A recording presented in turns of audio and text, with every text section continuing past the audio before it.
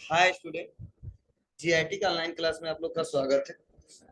और आज के क्लास में वो जानने वाले हैं मेमोरी के बारे में कि मेमोरी होता क्या है, इसके कितने टाइप्स हैं और किस टाइप्स में कौन कौन से मेमोरी पाया जाता है, उसका कंप्यूटर में क्या यूज है।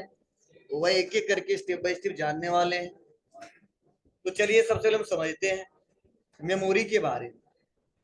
देखो, सबसे पहले मैंने आपको एक बार मेमोरी पढ़ाया था, लेकिन वहां ऑपरेटिंग सिस्टम जब पढ़ा रहा था तो उस समय बताया था। आज फिर से हम लोग डिटेल में सीखते हैं। तो सबसे पहले मैं बता दूं, जो कंप्यूटर हमारा है, जो हमारा यह कंप्यूटर है, कोई भी डाटा स्टोर करने के लिए जिस लोकेशन का यूज करता है वो, उसी को हम बोलते हैं क्या? मेमोरी। क्या बोलते हैं? मेमोरी। मतलब मेमोरी मतलब होता है स्मृति, या यूं कह लो याददाश्त। मतलब कंप्यूटर किसी भी सूचनाओं को याद करने के लिए जिस उपकरण का सहारा लेता है उसे क्या कहते हैं? मेमोरी कहते हैं। और ध्यान देना, मेमोरी के जो हमारे टाइप्स हैं वह क्या है? दो टाइप्स हैं। प्राइमरी जिसे बोलते हैं इंटरनल, सेकेंडरी जिसे बोलते हैं एक्सटर्नल। अब देखो यहाँ पे जो मेमोरी हमारा डाटा सेव करता है, स्टोर करता है, टेम्पोररी भी करता है, परमानेंटली भी करता है। अब कब टेम्पोररी करता है, कब परमानेंटली करता है, उसको समझते हैं। तो इससे पहले थोड़ा मेमोरी के बारे में थोड़ा सा पढ़ लो, क्योंकि मैंने डिटेल में इसको समझाया। कहा जा रहा प्राप्त डाटा, निर्देश और परिणाम को संग्रहित करना, भंडारित करना मेमोरी कहलाता है। मतलब प्राप्त डाटा, जो हम लोग डाटा इनपुट कराते हैं, जो निर्देश जो हम लोग इंस्ट्रक्शन देते हैं, परिणाम को स्टोर करने को क्या कहते हैं हम लोग? मेमोरी कहते हैं। और इसे आम भाषा में याद रखना भी कह सकते हैं, यानी याददाश्त। कंप्यूटर याद रखने के लिए जिस उपकरण का सहारा लेता है उसे कंप्यूटर मेमोरी कहते हैं। कंप्यूटर मेमोरी डाटा को स्टोर करने का काम करती है और जरूरत पड़ने पे उसे कंप्यूटर को उपलब्ध करवाती है। मतलब डाटा पे हम काम किए, उसको सेव किए, जब जरूरत पड़ेगा उसका यूज करते हैं। फिर से मेमोरी छोटे छोटे भागों में बटी रहती है और प्रत्येक भाग को क्या कहा जाता है? सेल कहा जाता है। मतलब जो मेमोरी जो हमारा होता है छोटे छोटे टुकड़ों में बटा होता है, और उस पाथ को उस क्या बोलते हैं हम लोग? सेल कहते हैं। फिर से बताया जा रहा है, मेमोरी में उपलब्ध प्रत्येक सेल की अपनी अलग पहचान होती है, जिसे सेल एड्रेस पाथ कहते हैं। और इन सेल में ही डाटा संग्रहित किया जाता है। और यह डाटा किसमें स्टोर होता है? बाइनरी डिजिट 0 और 1 में स्टोर आता। क्यों? क्योंकि हम बताए थे जो हमारा पीसी जो हमारा है वो क्या करता है? केवल 0 और 1 को ही समझता है। तो आप बताओ, जिस भाषा में हम समझते हैं उसी भाषा में तो उसको याद करेंगे। वैसे ही जब डाटा हम इनपुट कराते, कुछ स्टोर करते, उसको किसमें स्टोर करता हो? 0 और 1 में। ठीक है। अब फिर से बताया जा रहा है अगला, कि कंप्यूटर में डाटा को स्थायी या अस्थायी रूप में संग्रहित किया जाता है, जिसके लिए वो अलग अलग प्रकार की स्मृति इस्तेमाल करता है, जिन्हें इस प्रकार वर्गीकृत किया जाता है। मतलब कंप्यूटर में डाटा को स्टोर करने के लिए वो डाटा स्थायी रूप से भी डाटा को स्टोर करता है, अस्थायी रूप से भी डाटा को स्टोर करता है, और इसके लिए अलग अलग उपकरण का सहारा लेता है। अब कौन कौन से हैं उसको चलिए एक एक करके समझते हैं। तो देखो, इसमें पहला क्या है? प्राइमरी, और दूसरा सेकेंडरी।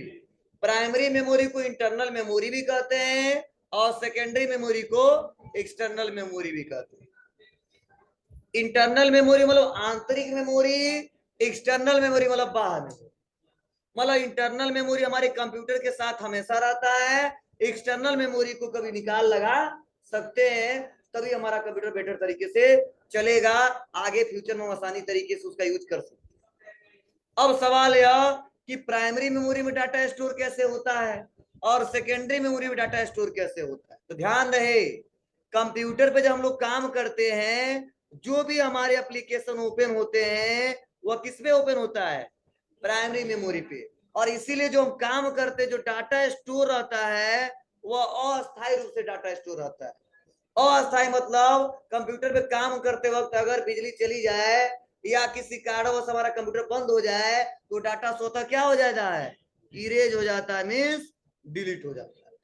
लेकिन वही अगर डाटा बना के उसको सेव कर लेते तो कहां चला जाता है, सेकेंडरी मेमोरी में, और वह डाटा हमारा अस्थायी रूप से स्टोर रहता है और डाटा हमारा डिलीट नहीं होता जब तक हम न चाहें। और लाइट आए या जाए, जितना डाटा सेव है उतना रहेगा, फ्यूचर में कभी भी उसका यूज कर सकते हो। क्लियर है सबको? तो चलो यही हमने आपको लिखवाया, थोड़ा सा डिटेल में समझते हैं। कहा जा रहा प्राइमरी मेमोरी को मुख्य मेमोरी और अस्थायी मेमोरी भी कहा जाता है। यह मेमोरी सीपीयू का भाग होता है जहां से सीपीयू डाटा और निर्देश प्राप्त करता है और उसे प्रोसेस करने के बाद क्या करता है, सुरक्षित और रक्षित करता है। प्राथमिक मेमोरी में वर्तमान में किए जा रहे काम के निर्देश और डाटा संग्रहित रहता है। मतलब प्रेजेंट टाइम में क्या काम कर रहे हो कहां पे स्टोर रहता है, प्राइमरी मेमोरी में। और यह मेमोरी अस्थायी होता है, काम खत्म होने के बाद संग्रहित डाटा स्वतः डिलीट हो जाता है और अगले काम का डाटा स्टोर हो जाता है। और यह एक सतत प्रक्रिया और ऐसा ही हमेशा कंप्यूटर में चलता रहता है और कंप्यूटर शट डाउन होने पर सभी डाटा डिलीट हो जाता है। मतलब इसमें जब तक काम कर रहा है, जब तक डाटा दिखाई दे रहा है तब तक, अगर जैसे हमारा कंप्यूटर ऑफ हुआ तो सारा डाटा भी हमारा क्या हो जाता है, इरेज हो जाता है, ऑफ नहीं होता, डिलीट हो जाता है। क्लियर है? चलो अब यहाँ पे अगला है, प्राथमिक मेमोरी के दो प्रकार होते हैं, एक रैम जिसे बोलते हैं वोलेटाइल मेमोरी, और एक होता है रोम जिसे बोलते हैं नॉन वोलेटाइल मेमोरी। वोलेटाइल मतलब मेमोरी मतलब अस्थायी मेमोरी, नॉन वोलेटाइल मतलब अस्थायी मेमोरी। चलिए आते हैं, प्राइमरी मेमोरी कुछ विशेषताएं बताई जा रही है। यह मेमोरी अस्थायी होती है, यह सीपीयू का भाग होता है, पावर सप्लाई या काम खत्म होने के बाद डाटा स्वतः डिलीट हो जाता है और इसके बिना कंप्यूटर काम नहीं कर सकता, और अतिरिक्त मेमोरी से तेज होती। क्लियर है? मतलब जो हमारा सेकेंडरी मेमोरी है, ठीक है, उससे फास्ट काम करता है, डाटा टेम्पोररी रूप से सेव होता है, और यह एक्सटर्नल मेमोरी से थोड़ा तेज होता है। क्लियर है? अब चलिए आते हैं, समझते हैं। इसमें मेन मेमोरी मीन्स मुख्य मेमोरी, और मुख्य मेमोरी में रैम के बारे में, तो रैम के बारे में डिटेल में समझाए थे, लेकिन चलो रैम में भी हम लोग थोड़ा सा और समझते हैं।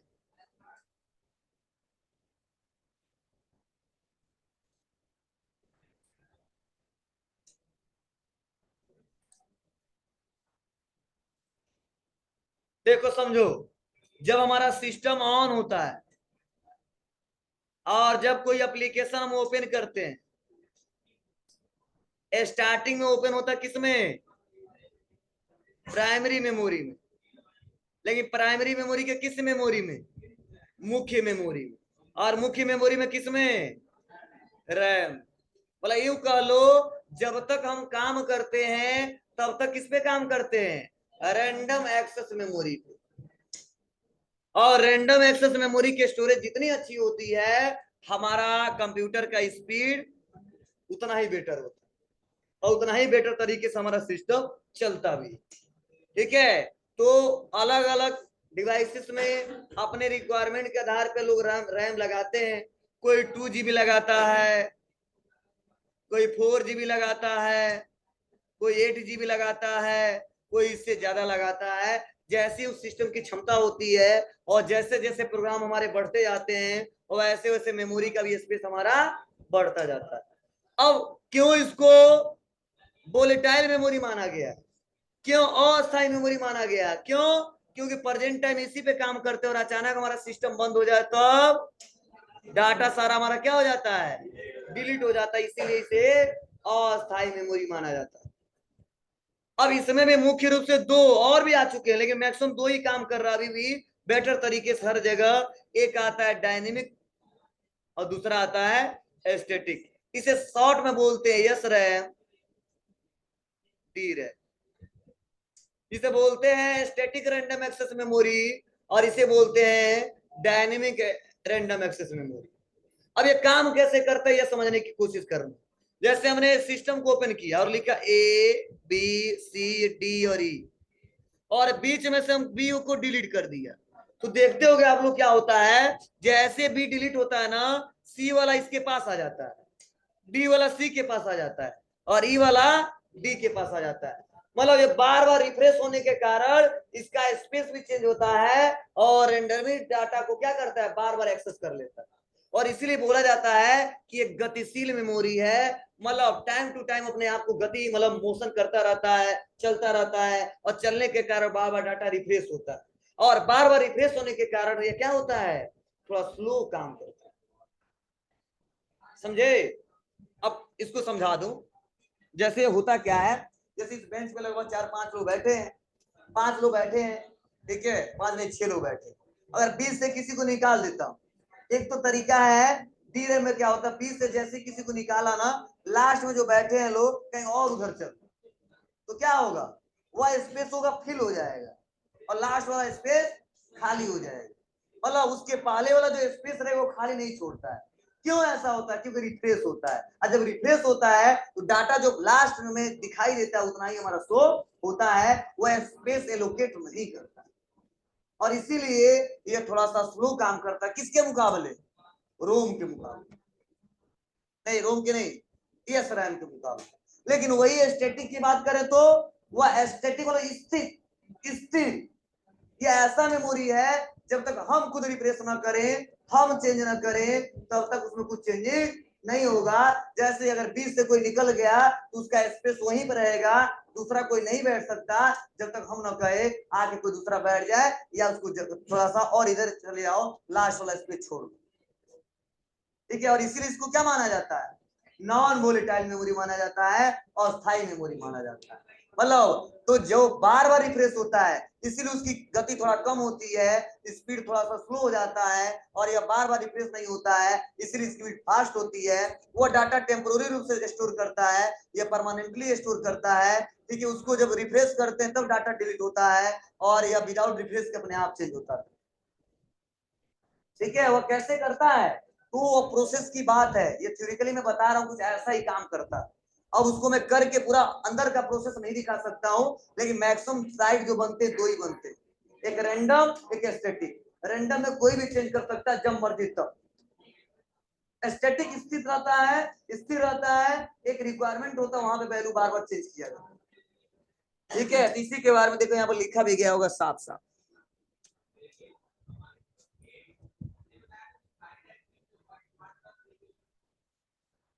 चलो, रैम या रैंडम एक्सेस मेमोरी कंप्यूटर की अस्थायी मेमोरी, टेम्पोररी मेमोरी होती है। कीबोर्ड या अन्य किसी इनपुट डिवाइस को इनपुट किया गया डाटा प्रक्रिया से पहले कहाँ जाता है, रैम में, और सीपीयू द्वारा आवश्यकता अनुसार वहां से क्या किया जाता है, प्राप्त किया जाता है। रैम में डाटा या प्रोग्राम अस्थायी रूप से संग्रहित रहता है। कंप्यूटर बंद हो जाने या बिजली चली जाने के बाद से रैम में संग्रहित डाटा क्या होता है, मिट जाता है, और इसीलिए रैम को वोलेटाइल या अस्थायी मेमोरी कहते हैं। रैम की क्षमता या आकार कई प्रकार के होते हैं, जैसे 1 GB 2 GB 4 GB 8 GB आदि, ठीक है। अब इसके में मैंने बोला ना, तीन इसमें प्रेजेंट में चल रहे हैं ज्यादा, ठीक है, लेकिन मैक्सिमम अभी भी इस्तेमाल हम लोग कर रहे हैं डी और एस, ठीक है। तो इसके बारे में देखो यही बता रहा है कि डायनेमिक रैंडम एक्सेस को संक्षिप्त में क्या बोलते हैं, डी रैम कहा जाता है। रैम में सबसे अधिक साधारण डी रैम है, तथा इसे जल्दी जल्दी रिफ्रेश करने की आवश्यकता पड़ती है, और रिफ्रेश का अर्थ है यहाँ पर चिप को विद्युत अवशेषित करना। यह 1 सेकंड में लगभग हजारों बार रिफ्रेश होता है, तथा प्रत्येक बार रिफ्रेश होने के कारण यह पहले की विषय वस्तु को मिटा देता है, और इसके जल्दी जल्दी रिफ्रेश होने के कारण इसकी गति क्या होती है, कम होती है। बुक में दिया है, पढ़ लेना। आगे आते हैं, थोड़ा रैम के बारे में जानते हैं, रैम नहीं रोम।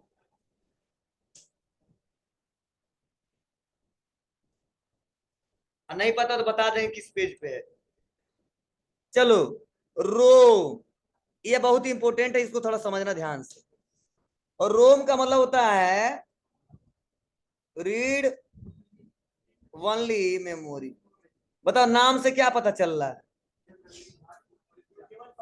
मतलब रीड ओनली मेमोरी एक ऐसा मेमोरी है जिसको केवल पढ़ा जा सकता है, केवल इसको क्या कर सकते हैं हम लोग, पढ़ सकते हैं, इसमें कोई चेंजिंग नहीं किया जा सकता है। अब क्या है मतलब समझिएगा, मतलब प्रोग्राम जब स्टोर होता है ना, जो प्रोग्रामर होते हैं जिसको बनाते हैं, जब मैन्युफैक्चरिंग होता है उस समय रैम में नहीं रोम में कुछ पहले से प्रोग्राम स्टोर कर दिए जाते हैं। क्यों किए जाते हैं? वह सिस्टम को ऑपरेट करने के लिए, चलाने के लिए। आपको सर क्या मतलब है? मतलब यही है, रोम अस्थायी होता है और पहले से डाटा इसमें कुछ स्टोर कर दिए जाते, किसको चलाने के लिए? हमारे सिस्टम को, हमारे हार्डवेयर को। अब कैसे चलाता समझिएगा, रोम में ही आता है BIOS, बायोस। बायोस मतलब होता है बेसिक इनपुट आउटपुट सिस्टम। मतलब रोम में एक प्रोग्रामिंग की गई होती है, वहां पे स्टोर किया जाता है बायोस चिप में। बायोस मतलब बेसिक इनपुट आउटपुट सिस्टम। मतलब होता क्या है, ये जब सिस्टम को हम ऑन करते हैं या जब सिस्टम को हम रीस्टार्ट करते हैं, क्या करते हैं बाबू? रीस्टार्ट करते हैं। तो बायोस क्या करता है, इस बायोस में एक प्रक्रिया होती है जिसे बोलते हैं पोस्ट। क्या होता है? पोस्ट, जिसे बोलते हैं power on self test. Power on self test. जब भी हम पावर को ऑन करते हैं, अपने आप को टेस्ट करता है कि हम चलने वाले हैं कि नहीं। अगर वो चलने वाला रहता है तो सिस्टम पूर्णतः ऑन हो जाता है और हम सिस्टम पे वर्क करना स्टार्ट कर देते हैं। अगर उस हार्डवेयर में कोई दिक्कत होती है तो सिस्टम ऑन नहीं होता है और कुछ ना कुछ एरर हमको दिखाई देता है। वो कैसे होता समझिएगा, मीन्स जो प्रोग्रामर होता है जब इसको बनाया जाता है, जैसे मान लो मैं प्रोग्रामर हूँ, ठीक है, मैं मैन्युफैक्चरिंग करता हूँ, इसको बनाता हूँ, ठीक है, तो करते क्या है, लोग अपने सिस्टम को चलाने के लिए, ठीक है, उस हार्डवेयर डिवाइस को चलाने के लिए पहले से कुछ प्रोग्राम स्टोर किए रहते हैं जिसको एक्सेस किया जा सके, चलाया जा सके। उसी रूम में बायोस को स्टोर किया जाता है। अब बायोस करता है कि उसको इसलिए बनाया गया है कि जब भी पावर ऑन सेल्फ टेस्ट, जब भी पावर को ऑन किया जाए तो अपने आप को टेस्ट करना। अपने आप को टेस्ट करने वाला क्या, सिस्टम को चेक करना कि सिस्टम में जो भी रिसोर्सेस है सही से काम कर रहे हैं कि नहीं कर रहे। अगर जो रिसोर्सेस है सही से काम कर रहे हैं तो हमारा सिस्टम पूर्णतः ऑन हो जाएगा और सिस्टम में हम लोग काम करना स्टार्ट करें। लेकिन वही हमारे रिसोर्सेस सही से काम न करे, मतलब रिसोर्सेस और हार्डवेयर में बहुत कुछ होता है, ठीक है, उन रिसोर्सेस को जैसे चेक करता है। अब हार्ड डिस्क में कुछ दिक्कत हो, रैम में कुछ दिक्कत हो, ठीक है, हमारे, ठीक है, और भी डिवाइसेस में कुछ दिक्कत हो, तो तुरंत क्या करता है, एरर प्रोग्राम को मैसेज दे देता है। वो मैसेज जो आता है, बताओ कहीं ना कहीं स्टोर हुआ होगा ना। जैसे मैंने कुछ एरर हमको दिखाना, तो कहीं ना कहीं सेव करके रखे होंगे तभी वो एरर आएगा। तो सिस्टम में कुछ दिक्कतें आती थी, एरर आता है। वो एरर कहां से आता है? इसी रूम में, इसी मेमोरी में स्टोर किया जाता है। क्योंकि मैंने बोला है ना, कंप्यूटर किसी भी बातों को याद रखने के लिए किसका सहारा लेता है? मेमोरी का। ठीक है, अब मेमोरी का जब सहारा लेता है तो जाहिर सी बात है एरर देगा। तो एरर कहीं ना कहीं फिट किया गया होगा, क्योंकि सिस्टम को इंसान ही बनाया है और इंसान को कब क्या एरर दिखाना है उसने सेट किया, फिट किया। मतलब मैं प्रोग्रामर हूँ, मैंने बताया कि हार्ड डिस्क में दिक्कत हो तो मैं मैसेज दे दूंगा हार्ड डिस्क करप्टेड, रैम में दिक्कत हो कुछ मैसेज दे दूंगा, ठीक है, हमारे सीपीयू प्रोसेसर में कोई दिक्कत हो तो कुछ मैसेज दे दूंगा। तो प्रोग्रामिंग के समय में मैंने बताया है, हमको आता नहीं है, मान लो है हम प्रोग्रामर ही है, हम बनाए हैं, इस मेमोरी में स्टोर किए, तो जैसे कोई दिक्कत आती है तो क्या होता है, रोम में बायोस क्या करता है, चेक करके तुरंत एरर के रूप में मैसेज दे देता है। लेकिन अगर यही रूम न रहता तो प्रोग्राम स्टोर ही नहीं होता। जब कोई प्रोग्राम स्टोर नहीं है, कुछ उसमें रखा ही नहीं गया है, तो एरर देगा ही नहीं। इसीलिए जो भी आप लोग, चलो छोड़ दो, आप लोग फोन चलाते हो, ठीक है, फोन चलाते हो ना, आप फोन ऑन करते हो तो लिखा रहता पावर बाय एंड्रॉइड, या पहले नोकिया का फोन चलाते थे, जैसे ऑन करते थे तो नोकिया लिखता था, बोलो, और आज भी जितने फोन चला रहे हैं उस कंपनियों का नाम लिखता है कीपैड वाले फोन में, या एंड्रॉइड में क्या लिखता है, पावर बाय एंड्रॉइड। वो क्या, जब ऑन करते ही क्यों ऐसा आता है, क्योंकि उस सिस्टम में, उस फोन में बता दिया गया है कि जितने हमारे फोन आएंगे स्मार्टफोन एप्पल को छोड़ के, ठीक है, वहां पे लिखा रहना चाहिए क्या, पावर बाय एंड्रॉइड। वो किसमें स्टोर रहता है, मेमोरी में स्टोर रहता है। किस मेमोरी में, रोम में। अगर रूम में स्टोर ना रहे ना तो पावर बाई एंड्रॉइड हमेशा लिखता हुआ नहीं लिखता। ठीक है, जो नोकिया लिख के आता है वो उसके रूम में स्टोर रहता है, तो जैसे ऑन करते तो नोकिया लिख के आता है। ठीक है, नोकिया तो चला गया इस समय, अब कोई जानता ही नहीं है। ठीक है, ध्यान दीजिएगा, लेकिन शुरुआत में तो हर जगह छाया था, फिर पूरी देश दुनिया में क्या रीजन था, चला गया, लेकिन डिस्कस करेंगे। क्लियर है? तो चलो बायोस का फुल फॉर्म लिख लिए, लिख लो, नहीं पता हो तो। Basic input output system, BIOS. इतना गर्मी पड़ रहे हो, कुछ फायदा होना चाहिए ना। बेसिक इनपुट आउटपुट सिस्टम,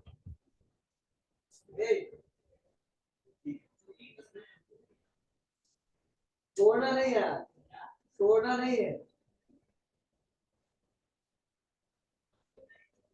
नहीं, अभी नहीं छोड़ना है।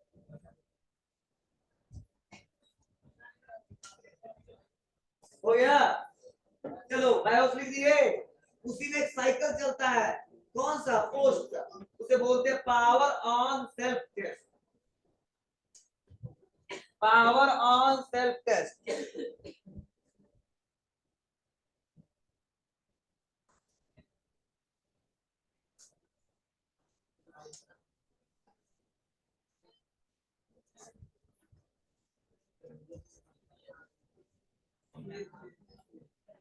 Power on self test. एक बात और सुन लो, अब जो पावर ऑन ऑफ करते हैं, जो उस प्रक्रिया को दूसरा नाम दिया गया, जिसे बोलते हैं बूटिंग।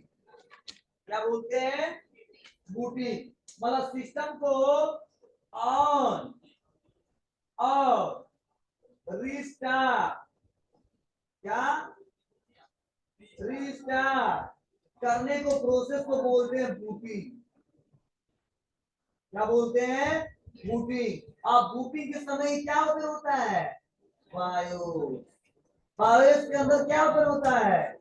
कोड। सब सही से काम। मतलब अगर क्वेश्चन आ जाए सिस्टम को ऑन ऑफ करने की प्रक्रिया को क्या कहा जाता है, क्या जवाब देंगे? बूटिंग। तभी तो आप लोग फोन चलाते हो और जब सही से काम नहीं करता है, कोई एप्लीकेशन काम नहीं करते ना, कट होता है, कहते हो रिस्टार्ट कर दो।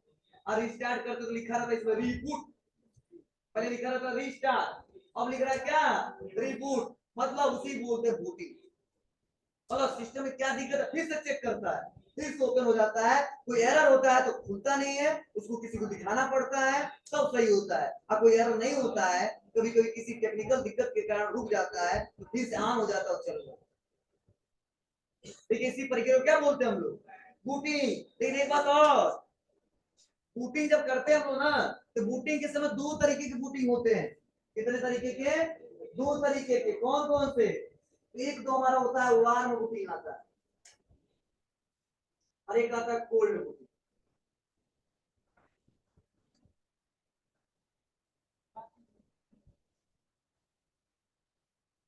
ठीक है, अब कब वार्म बूटिंग और कब कोल्ड बूटिंग, ध्यान देना।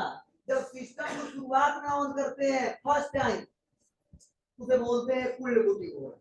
मतलब नॉर्मल है, बंद है, स्टार्ट हो गया, बोलो। फिर आप बताओ, शुरू में जब क्लास में आएंगे उस समय मेरा दिमाग ऐसा रहेगा, अब 10 मिनट पढ़ाएंगे उस समय फर्क पड़ेगा ना। मतलब पढ़ाने में गर्मी हो गया, देखो, ठीक है, हीटिंग ज्यादा है। और जब स्टार्टिंग में आए थे तो कम था। वैसे ही जब सिस्टम को ऑन करते हैं उस समय भी बूटिंग होता है। उस समय सिस्टम को चेक किया था, तभी तो हमारा सिस्टम में दिक्कत होता है, ऑन नहीं होता है, उसे बोलते हैं कोल्ड बूटिंग। लेकिन वही सिस्टम चल रहा है और चलते हो तो उसको क्या कर दो? रिस्टार्ट कर दो, बंद कर दो, उसमें बोलते हैं वार्म। जब सिस्टम बंद कर देते तो चेक ही नहीं कर पाता, क्यों? कि बंद हो गया। बाद में जब ऑन करते हो ना दिक्कत हो तो बताएगा, इसीलिए क्या करते हैं हम लोग? रीस्टार्ट। और उस समय होता है वार्म बूटिंग या बोलते हैं हॉट बूटिंग। ठीक है ना? बोलो। ये लगभग ये सब इसी से रिलेटेड है, बहुत इंपोर्टेंट है, और एक क्वेश्चन बार बार पूछे जाए, ये भी लिख लेना। जब पहली बार ऑन करते हैं तो क्या, और जब स्टार्ट करते हैं तो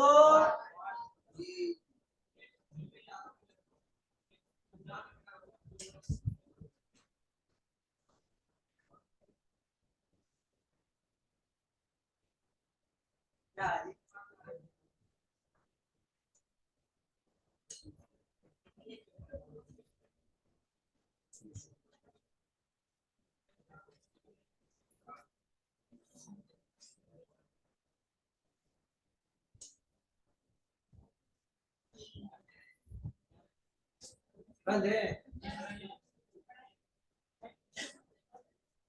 इतना पढ़ा दी। चलिए अब आप लोग घर से पी रोम, ईपी रोम, ईपी रोम और यहां तक पढ़ के आइए, कल पूछूंगा उसके बाद से जो बाकी है कल कंप्लीट करो बस।